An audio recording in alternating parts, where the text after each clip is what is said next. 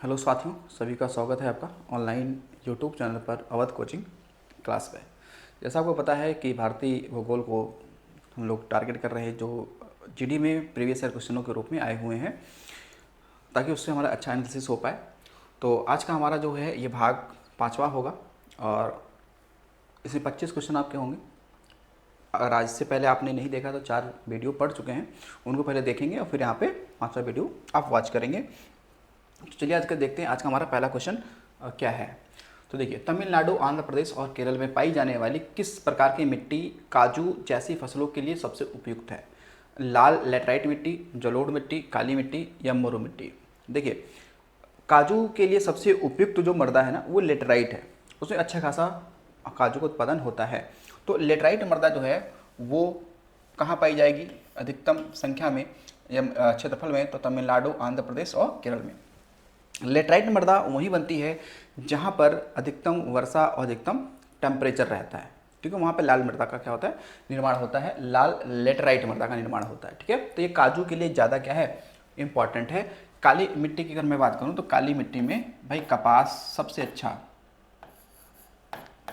उत्पादन होता है इसका, कपास। और जलोढ़ मृदा है तो यही क्या आती है, सबसे उपजाऊ मृदा तो यही होती है।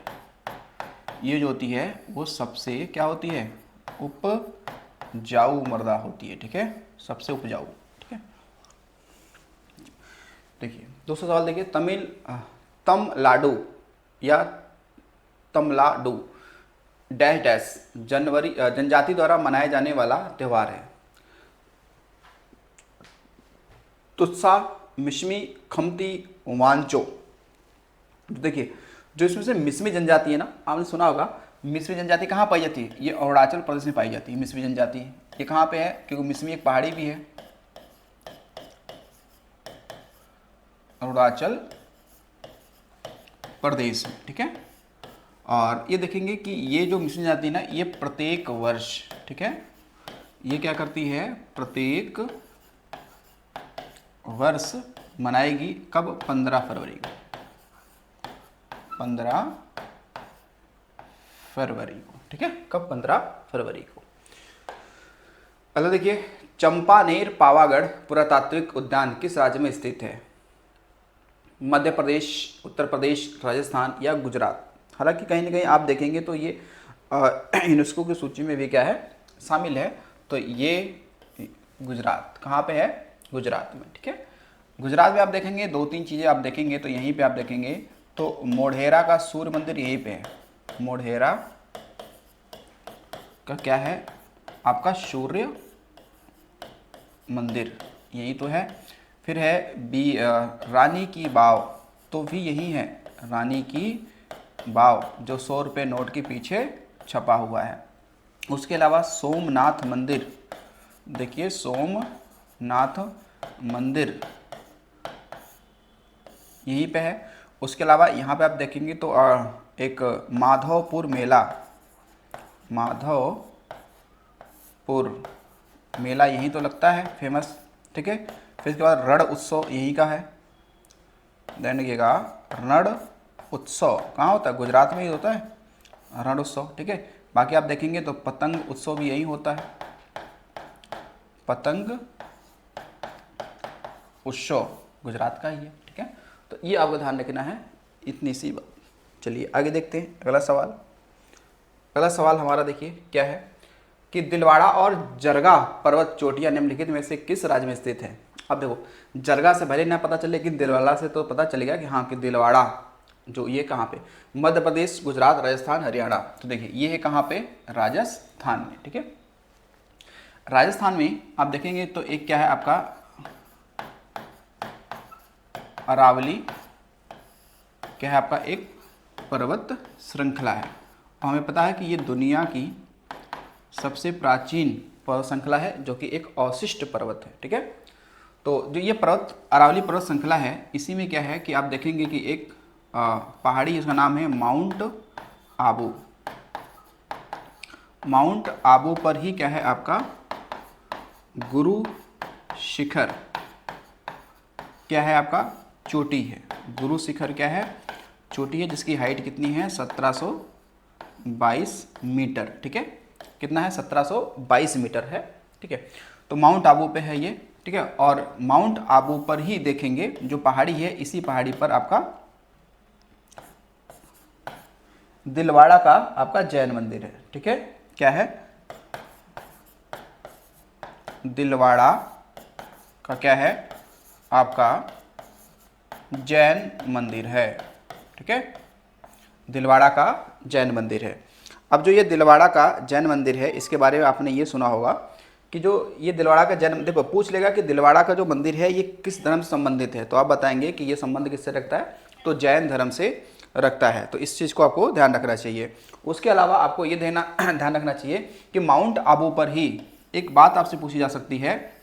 देखिए, माउंट आबू पर ही क्या है, यहाँ पे एक क्या आपका नक्की झील है। क्या, कौन सी झील है, नक्की झील है। ये भी पूछा गया सवालों में एक है। ठीक है, तो ये आपको ध्यान रखना चाहिए। चलिए अब चलते हैं अगले क्वेश्चन पे। अगला क्वेश्चन हमारा क्या है कि 2011 की जनगणना के अनुसार निम्नलिखित में से किस राज्य का जनसंख्या जनघनत्व 800 से अधिक था।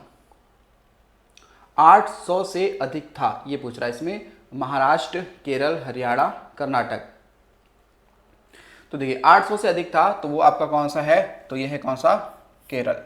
ये कौन सा है, केरल। तो केरल में देखेंगे ये जो जनघनत्व है वो ज़्यादा है। ठीक है, केरल का वो, क्योंकि 800 से अधिक है, तो 800 से कितना अधिक है, तो इसकी मैं बात करूँ तो इसका था 826। कितना था, 826 व्यक्ति प्रति वर्ग किलोमीटर। ठीक है, इतना था, आपको ध्यान रखना है।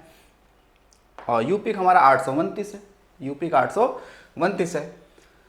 निम्नलिखित में से कौन सी नदी जास्कर और लद्दाख पर्वतमालाओं के बीच बहती है। हाँ, ये अच्छा सवाल है। गंगा, ब्रह्मपुत्र, यमुना और सिंधु। तो हालांकि सही आंसर क्या है आपका, सिंधु है। क्योंकि आप देखेंगे कि यहाँ पर इस तरीके से एक क्या है आपका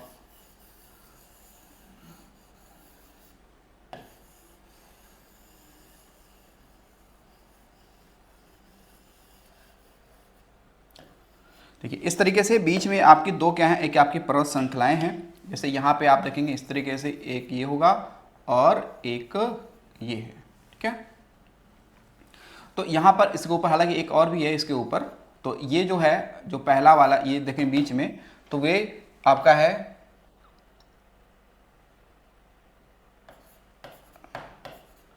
लद्दाख।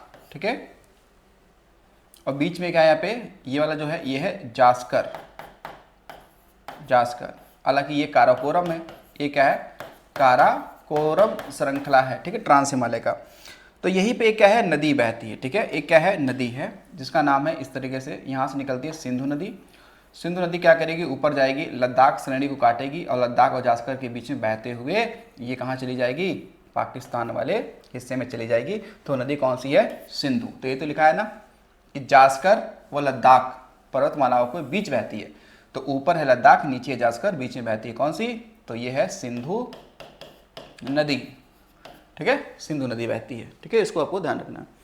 चलिए आगे चलिए। अगला सवाल है, हिमालय पर्वत के सुदूर, मतलब काफ़ी दूर, हिमालय पर्वत के सुदूर उत्तरी पर्वतमाला को किस नाम से जाना जाता है। बाह्य हिमालय, निम्न हिमालय, महा हिमालय, महाभारत पर्वत श्रृंखला।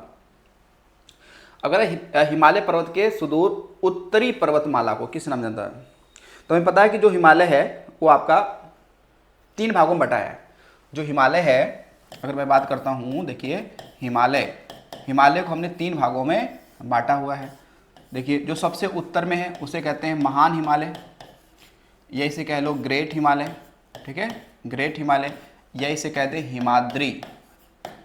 ठीक है, हिमाद्री हिमालय हो गया। ठीक है, बीच में क्या आपका होगा, मध्य हिमालय, या इसे कहते हैं हिमाचल हिमालय कहते हैं। फिर कहते हैं नीचे होगा कौन सा, बाह्य, या इसे कहते हैं शिवालिक हिमालय।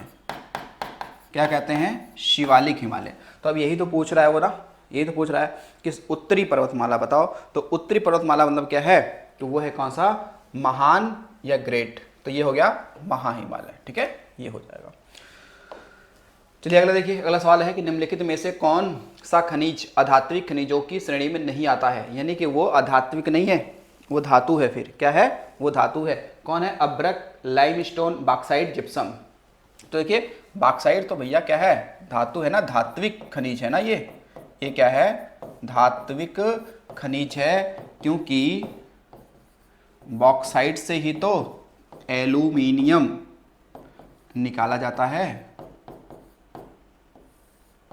तो एल्यूमिनियम निकाला जाता है किससे, तो बॉक्साइट से ही निकाला जाता है। तो इसलिए बॉक्साइट क्या है, धात्विक है, न कि अधात्विक। अब्रक, लाइमस्टोन, जिप्सम, ठीक है, ये सारे क्या हैं, ये अधात्विक है, ठीक है, धातु नहीं है। फिर देखिए, भारत के निम्नलिखित में से किस राज्य में सोने के भंडार हैं? तमिलनाडु में, आंध्र प्रदेश में, मध्य प्रदेश में या कर्नाटक में? तो सोने के भंडार कहाँ पे हो सकते हैं बताओ? तो सोने के भंडार तो अधिकतम है कहाँ पे, कर्नाटक में। कहाँ पे है, कर्नाटक में, क्योंकि मैंने आपसे बताया है कि लगभग 90% सोना तो यही निकाला जाता है। कोलार और हट्टी की खाने कहाँ है, कर्नाटक में ही है, ठीक है, कोलार हट्टी की खाने यहीं पे है, कर्नाटक में ही। चलिए, भारत की जनगणना 2011 के अनुसार बिहार डैश डैश प्रतिशत के साक्षरता के साथ सबसे कम साक्षरता वाला राज्य है। अच्छा, अब देखो यहाँ पे थोड़ा सा इन्होंने परसेंटेज को लेकर थोड़ा वेरिएशन कर दिया है, क्योंकि आपने पढ़ा है वहाँ पे कि बिहार की जो साक्षरता दर है वो लगभग 61.08% इतना तो है, लेकिन यहाँ पे ऑप्शन आपको कहीं नहीं मिलेगा, है नहीं मिलेगा। तो इसलिए जो उसके सबसे नज़दीक हो उसे हमें चूज़ करना चाहिए, और इन्होंने माना है क्या, 63.82%, ठीक है। तो अब जानते हैं एक अनंतिम आंकड़ा होता है, एक अंतिम आंकड़ा होता है नहीं, तो इसलिए 2 आ जाते हैं। निम्नलिखित में से कौन सी भारत में मीठे पानी की झील नहीं है? अब कह रहे हैं मीठी झील के पानी नहीं है, कौन है? भीमताल, लोकटक, बड़ा पानी, सांभर। देखिए जरा, सांभर तो नहीं है ना, सांभर तो क्या है, सांभर था ना कि ये क्या है, भारत का सबसे बड़ी अंतःस्थलीय क्या है, खारे पानी की झील है, खारे पानी की झील है। देखो, अंतःस्थलीय मतलब हो गया कि जिसकी सीमा समुद्र से ना लगी हो। तो सांभर झील तो राजस्थान में है, ये कहाँ पे है, ये तो राजस्थान में आपको कहाँ समुद्र मिलेगा? तो ध्यान रखेंगे एक चीज़ कि अंतःस्थलीय का मतलब होता है लैंडलॉक्ड, यानी कि जो चारों तरफ से क्या स्थल से घिरा हो, समुद्र से न लगा हो, उसे कहते हैं अंतःस्थलीय, ठीक है। और वैसे बात करें तो खारे पानी की सबसे बड़ी झील तो हम लोग चिल्का झील कहते हैं उड़ीसा में, जो कि उत्तर बंगाल की खाड़ी से लगा हुआ है। लेकिन अंतःस्थलीय पूछेगा तो फिर सांभर हमेशा ही होगा, ठीक है। बाकी ये जो झीलें हैं ये सारी क्या है, मीठे पानी की हैं। मीठे पानी का मतलब हो गया कि पीने योग्य पानी, है नहीं, कैसा, पीने योग्य पानी, यानी अलवणीय, ठीक है। तो आपने देखा ही है कि भाई भीमताल तो उत्तराखंड में है, लोकटक झील मणिपुर में है नहीं। चलिए अगला सवाल देखिए, अगला है हमारा कि वह प्रजाति जो खाली एवं नग्न क्षेत्र पर डैश डैश करती है मूल अन्वेषक प्रजाति कहलाती है, उसे क्या कहते हैं? आक्रमण, बचती, अंदर रहती, छोड़ती, ठीक है। तो ये देखो, इस थोड़ा सा ऐसे एक सवाल है ना, ये थोड़ी से आपको ऐसे सवाल है कि आपको अपने विवेक से करना पड़ेगा। ये किसी पुस्तक में तो लिखा नहीं मिलता, ये अपने विवेक से करना पड़ता है। इसमें लिखा हुआ है कि वह प्रजाति जो खाली एवं नग्न क्षेत्रों पर करती हैं वो मूल अन्वेषक प्रजाति कहलाती हैं। क्या आक्रमण, बचती, अंदर रहती, छोड़ती? तो हालांकि इसमें एक शुद्ध शब्द हमें यही लग रहा है, कौन सा? आक्रमण, ठीक है। वह प्रजाति जो खाली एवं नग्न क्षेत्र पर आक्रमण करती हैं मूल अन्वेषक प्रजाति कहलाती हैं। अगला देखिए, निम्नलिखित में से किस जोखिम का संबंध हरित क्रांति से है? किसानों की आय में वृद्धि, छोटे और बड़े किसानों के बीच बढ़ती असमानता, खाद्यान्न उत्पादन में वृद्धि, खाद्यान्नों की उत्पादकता में वृद्धि, ठीक है। तो यहाँ पे सही आंसर जो आपका है ना, थोड़ा सा बच्चा यहाँ पे क्या होगा, कंफ्यूज हो सकता है, ठीक है ना। इसमें ये सीधा लिखा हुआ है कि निम्नलिखित में से किस जोखिम का संबंध हरित क्रांति से है। जोखिम मतलब ये हो गया कि मतलब कह सकते हैं कि कहीं ना कहीं अंतर ये आएगा किसी दो लोगों के बीच में। तो क्या कर रहा है, छोटे और बड़े किसानों के बीच बढ़ती असमानता, भाई यही तो जोखिम है। भाई जब हरित क्रांति को लाया गया तो एक जोखिम, बाकी ये तो देखो ये तो ठीक है भाई, खाद्यान्न उत्पादन में वृद्धि होगी, ठीक है, ये तो पॉजिटिव पॉइंट है। खाद्यान्न की उत्पादकता वृद्धि, ये भी पॉजिटिव पॉइंट है। किसानों की आय में वृद्धि होगी, ये भी पॉजिटिव पॉइंट है। लेकिन ये कह रहा है कि जोखिम का संबंध हरित क्रांति से, तो वो जोखिम कौन सा है? ये जोखिम हम लोग उठा सकते हैं। क्या जोखिम है? कि छोटे और बड़े किसानों के बीच में बढ़ती असमानता, ठीक है भाई। जिसके पास खेत हैं उसके बीच में जाहिर सी बात है कि उसकी वैल्यूएशन बढ़ेगी, जिसके पास नहीं होगा उसका कम होगा, तो छोटे बड़े किसानों में ये क्या होगा, अंतर आएगा लेकर। ठीक है, तो यही दो जोखिम है। ठीक है, चलिए अगला देखिए। अगला है भारत के सबसे दक्षिणी सिरे का क्या नाम है? इंदिरा कोल, इंदिरा पॉइंट, काराकोरम, कैलीमेयर पॉइंट। इसका सही पॉइंट है क्या? इंदिरा पॉइंट। ठीक है, इंदिरा पॉइंट, क्योंकि आप देखेंगे ऐसे अगर हम बात करें भारत के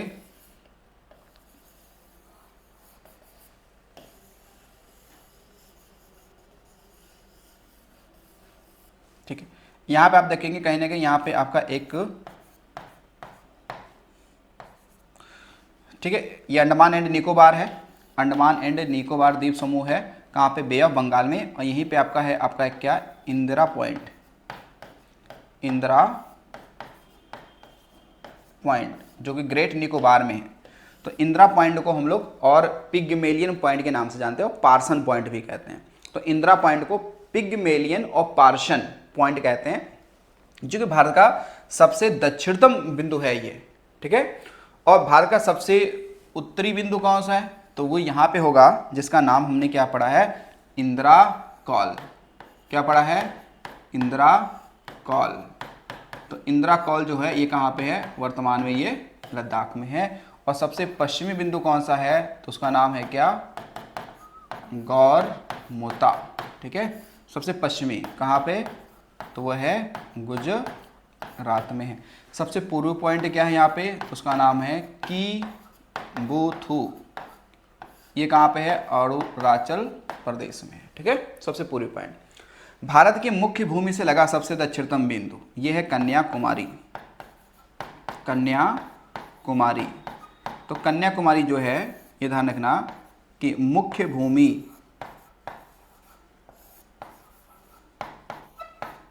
भूमि से लगा दक्षिणतम बिंदु है ये, मतलब भारत से लगा हुआ है। जो ये इंदिरा पॉइंट है ना, वो भारत से थोड़ा क्या दूर है, इसलिए हम उसे कहते हैं क्या? सुदूर, मतलब काफ़ी मतलब दूर है, मुख्य भूमि से नहीं लगा। लेकिन मुख्य भूमि से पूछेगा तो आपको बताना है कन्याकुमारी। भारत में श्वेत क्रांति को डैश डैश के नाम से भी जाना जाता है। Operation dairy, operation dam, operation flood, operation silk. तो ऑपरेशन फ्लड, उससे पता ऑपरेशन फ्लड कब? 1970 में शुरू हुआ। किसके द्वारा? MS स्वामीनाथन के द्वारा, सॉरी डॉक्टर वर्गीज कुरियन ने शुरू किया था श्वेत क्रांति। ठीक है, तो ये है दुग्ध उत्पादन से। अगला, निम्नलिखित में से किस वैज्ञानिक को भारत में हरित क्रांति के जनक के रूप में जाना जाता है? Salim Ali, Meghnath Saha, PC Mahalanobis, MS Swaminathan. ठीक है, देखो ये जो है ना उसे सही आंसर क्या है इसमें? सही आंसर MS स्वामीनाथन है। ठीक है, MS स्वामीनाथन है। और शायद आपको ये चीज़ पता होनी चाहिए कि आपसे एक बार सवाल ये पूछा जा सकता है कि जो ये MS स्वामीनाथन पढ़ते तो खूब हैं, लेकिन आपसे कभी सवाल पूछ लिया कि MS स्वामीनाथन जो हैं इनका भैया पूरा नाम क्या है? ठीक है, पूरा नाम क्या है? तो इनका नाम है, पूरा नाम मन केम्बू, मन केम्बू, और S का मतलब हो गया इनका संबा शिवन। ठीक है, संबा शिवन, संबा शिवन स्वामीनाथन। ठीक है, इनको ध्यान रखना। और ये कहाँ के हैं? तो ये तमिलनाडु में इनका क्या हुआ? जन्म हुआ। ठीक है, MS स्वामीनाथन संबा शिवन, ये इनका पूरा नाम है। ठीक है, इनको आपको ध्यान रखना। और उनको पता है कि अभी MS स्वामीनाथन को अभी क्या हुआ था? 2024 में क्या मिला है? भारत रत्न मिला है ना इन्हें। अच्छा, मेघनाथ साहा, ध्यान रखना, मेघनाथ साहा समिति के सिफारिश पर ही भारतीय कैलेंडर को अपनाया गया था। ठीक है, ध्यान रखिएगा, जो भारतीय पंचांग है, जो भारतीय कैलेंडर है, उसको किस समिति के सिफारिश पे अपनाया गया था? तो मेघनाथ साहा समिति में। तो ध्यान रखना कि जो भारतीय पंचांग, पंचांग मतलब वही कैलेंडर, कैलेंडर, तो भारतीय पंचांग इन्हीं समिति के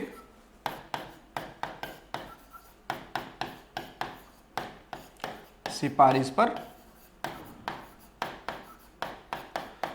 अपनाया गया। ठीक है, तो मेघनाथ साहा समिति, तो ये ध्यान रखिए कि मेघनाथ जो साहा समिति है ये कब आई थी, तो उसके बाद ध्यान रख लिए, शायद मुझे एग्जैक्ट नहीं पता है, 1956 या 57 में ये समिति आई थी। ठीक है, पीसी महालनोबिस, इन्हें तो भारतीय जो सांख्यिकी का जनक माना जाता है, भारतीय की सांख्यिकी का जनक माना जाता है। ठीक है, ये कहाँ के हैं, कोलकाता के हैं। सलीम अली तो जानते हैं, ये पक्षी वैज्ञानिक हैं। क्या है, पक्षी वैज्ञानिक हैं। सलीम अली राष्ट्रीय उद्यान कहाँ पे, सलीम अली राष्ट्रीय उद्यान जम्मू कश्मीर में है, और सलीम अली पक्षी विहार कहाँ पे, गोवा में है। ठीक है, तो इनकी कर्म भूमि कहाँ रही है, केवलादेव जो पक्षी विहार है, घाना पक्षी विहार है, उन्होंने पूरा अपना रिसर्च किया था सलीम अली ने। चलो अगला सवाल देखते हैं। किस स्थान के दाब का वितरण भारत में सर्दियों में मौसम की स्थिति को प्रभावित करता है। कह रहा है किस स्थान के दाब का वितरण भारत में सर्दियों में मौसम की स्थिति को प्रभावित करता है। अंटार्कटिका, मध्य और पश्चिम एशिया, दक्षिण पूर्व एशिया या उत्तरीय अमेरिका। इसकी आपने पढ़ रखा होगा इस तरीके से कि कहीं भी दाब की स्थिति ही क्या करती है, मौसम को प्रभावित करती है, दाब का वितरण। ठीक है, तो ये कह रहा है कि अगर जो अंटार्कटिका तो कोई मतलब नहीं है, दक्षिण पूर्व एशिया, उत्तरी अमेरिका। देखिए जो आपका मध्य और पश्चिम एशिया है, यहाँ पर जो कह सकते हैं कि प्रेशर का जो वितरण है वो हमारे सर्दियों के समय में कुछ मौसम की स्थितियों को प्रभावित करता है। ठीक है, तो मध्य और पश्चिम एशिया। देखो खासी पहाड़ियों के डैश डैश में मानसीराम दुनिया में सबसे अधिक औसत वर्षा वाला प्राप्त करता है। अच्छा, तो जो मानसीराम है वो खासी पहाड़ी के किस दिशा में है, दक्षिण भाग में है, उत्तरी भाग में है, पश्चिमी भाग में या पूर्वी भाग में है। तो देखिए जो खासी पहाड़ी है, खासी पहाड़ी के दक्षिण में है मानसीराम। क्या है, मानसीराम। तो ये इसको बारे में ध्यान रखना। यहाँ पे औसतन वर्षा तो बहुत ही ज़्यादा होता है, लगभग 11,872 आपका मिलीमीटर होता है। यहाँ पे वार्षिक वर्षा कितनी होती है, 11,872 मिलीलीटर होती है। इतनी वर्षा होती है, कितनी, औसतन वार्षिक वर्षा होती है मिली, अच्छा आगे देखो मिली मीटर होती है। ठीक है, इतनी वर्षा होती है प्रत्येक साल, सबसे अधिक वर्षा होती है पूरे विश्व में। हरित क्रांति ने खाद्यान्न फसलों की उपज में वृद्धि की और इस प्रकार भारतीय अर्थव्यवस्था में डैश डैश योगदान दिया, प्रतिकूल, नकारात्मक, सकारात्मक, निष्क्रिय। तो देखो हरित क्रांति ने खाद्यान्न फसलों की उपज में वृद्धि की और इस प्रकार भारतीय अर्थव्यवस्था में क्या भाई, सकारात्मक है नहीं, ये तो दूर से ही लग रहा है कि ये आंसर होगा। हरित क्रांति से किन फसलों को अधिक लाभ हुआ। हाँ ये देखो कई बार आपसे मैंने आपको बताया कि हरित क्रांति से किन फसलों का क्या हुआ, लाभ हुआ, खाद्यान्न, साग सब्जी, तिलहन, दलहन। तो मुझे लग रहा है कि साग सब्जी तो नहीं था, तिलहन नहीं था, दलहन नहीं था, क्या था, खाद्यान्न। खाद्यान्न का मतलब हो गया जो मोटे अनाज कह सकते हैं, जो आवश्यक की बात करते हैं, जैसे मान लो गेहूँ हो गया, आपका धान हो गया, ठीक है, यानी कि चावल हो गया, उस पर ज़्यादा क्या किया देखा ध्यान दिया गया था। ठीक है, ठीक, चलिए आगे चलते हैं और अगला सवाल देखते हैं। अगला सवाल हमारा है, भारत में पहली संपूर्ण जनगणना कब कराई गई थी। भारत में पहली संपूर्ण, देखो ये पहली नहीं पूछ रहा है, ये पूछ रहा है कि संपूर्ण जनगणना कब कराई गई थी। 1882, 1880, 1887, 1881। तो आपको पता होगा कि पहली जनगणना तो 1872 में हुआ था। कब हुआ था, 1872 में हुआ था, लेकिन ये पूरा संपूर्ण जनगणना बताओ तो ये कब है, 1881। किसके समय में, तो समय था कौन, लॉर्ड रिपन, इन्होंने कराया था। ठीक है, तो इसके अलावा देखिएगा कि जो जनगणना है ये कहीं ना कहीं आपका संघ सूची का विषय है।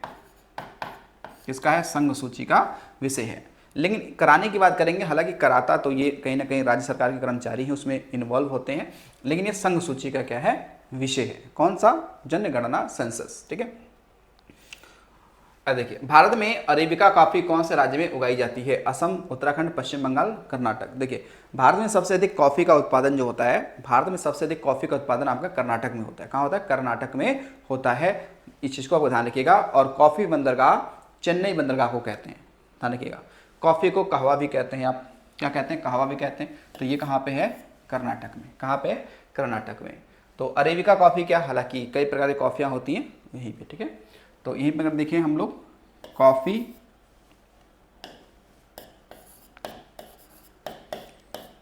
कॉफ़ी बंदरगाह किसे कहते हैं, तो कहते हैं चेन्नई बंदरगाह को, क्योंकि इसी बंदरगाह से, ठीक है, इसी बंदरगाह से कॉफ़ी का क्या होता है, निर्यात होता है अन्य देशों में, तो इसे कॉफ़ी बंदरगाह कहते हैं इसीलिए, ठीक है। तो बता रहे हैं ना, कर्नाटक में उगाई जाती है। अगला देखिए, अगला है 2011 की जनगणना के अनुसार किस केंद्र शासित प्रदेश का लिंग अनुपात सबसे अधिक है। केंद्र शासित प्रदेश का लिंग अनुपात सबसे अधिक है, लक्षद्वीप, पुदुचेरी, दमन और दीव या फिर चंडीगढ़। तो किसका मतलब सबसे अधिक है, तो अगर यहाँ पे अगर हम देखना चाहें तो सबसे अधिक की बात करेंगे तो भाई पुदुचेरी है नहीं, पुदुचेरी में ही तो क्या है, सबसे अधिक लिंगा अनुपात है। सबसे कम कहाँ पे है, दमनी और दीव में। यहाँ पे क्या है, सबसे कम है, लगभग 618 के आसपास में यहाँ पे देखा गया। कितना, 618 महिलाएं हैं, कितने, 1000 पुरुष पर, ठीक है। तो ये यहाँ का है। पुदुचेरी की बात करेंगे, यहाँ पर 1037 महिलाएं हैं, कितने, 1000 पुरुष पर, ठीक है, 1037, ठीक है, 1037। चलिए अगला देखिए, अगला आपका है कि चीनी उद्योग के लिए प्राथमिक कच्चा माल क्या है। भाई चीनी अगर आपको बनाना है उसके लिए आपको प्राइमरी चीज़ क्या चाहिए, गन्ना ही चाहिए। रासायनिक स्वीटनर, शकरकंद, सेब, गन्ना, तो नहीं, क्या चाहिए, गन्ना ही चाहिए, ठीक है। बाकी शकरकंद से बना सकते हो, लेकिन प्राथमिक पूछ रहा है ना कच्चा माल, तो फिर गन्ना होना चाहिए, ठीक है। वैसे शकरकंद से भी बनता है, चुकंदर से भी बनाया जाता है चीनी, लेकिन गन्ने से ज़्यादा बनाया जाता है, ठीक है। चलिए, अच्छा ये चीज़ ध्यान रखिए कि गन्ने की बात करें तो गन्ने में कौन सी शर्करा पाई जाती है, गन्ने में सुक्रोज शर्करा पाई जाती है। कौन सी, सुक्रोज शर्करा। और सुक्रोज शर्करा को हम लोग क्या कहते हैं, इसे कहते हैं टेबल शर्करा। क्या कहते हैं, टेबल शर्करा कहते हैं। टेबल शर्करा भी कहते हैं, ठीक है। ये चीज़ हमें ध्यान रखनी चाहिए, ठीक है। तो चलिए अगला देखते हैं, अगला क्वेश्चन और हमारा लास्ट क्वेश्चन होगा कि इसका उपयोग बोरा, चटाई, रस्सी, सूत, कालीन और अन्य कलाकृतियां बनाने में किया जाता है। यहाँ किस फसल की बात हो रही है। भाई सबको पता है कि बोरा, चटाई, रस्सी, सूत, कालीन ये किससे बनता है, जूट से, केला से, नारियल से, ताड़ से। तो ये बात तो हम सभी को पता है कि भाई ये सब किससे बनता है, जूट से। किससे, जूट से। तो जाना जूट की पहली जो मिल लगी थी, मिल ये कहाँ लगी थी, तो कोलकाता में। कहाँ लगी थी, कोलकाता में लगी थी, यानी कि वेस्ट बंगाल में। कोलकाता में एक जगह पड़ता है रिसरा, ठीक है, वहाँ लगाया गया था। तो जूट की पहली मिल लगाई गई थी 1815 में लगाई गई थी, लेकिन अच्छे से चल नहीं पाई। फिर 1855 में दूसरी लगाई गई थी जो सफल रही, ठीक है। तो सबसे अधिक जूट का उत्पादन कौन सा राज्य करता है, राज्य की बात करें तो कौन सा है आपका, वेस्ट बंगाल यानी कि पश्चिम बंगाल। ये सबसे अधिक उत्पादन करता है किसका, जूट का। किसका, जूट का करता है, ठीक है। तो ये आज हमारे कितने क्वेश्चन है, टोटल थे 25 क्वेश्चन जिसको हमने देख लिया है। आई होप की चीज़ें आपको समझ में आई होंगी, ठीक है। तो चलिए मिलते हैं अगली वीडियो में, आज के लिए इतना ही। तो इसे अच्छे से आप देखें, वॉच करें, आपने किया होगा और उसको लिखा भी होगा। तो मिलते हैं अगले वीडियो में ऐसे ही कंटेंट के साथ। अभी के लिए इतना ही, थैंक्स फॉर वॉचिंग।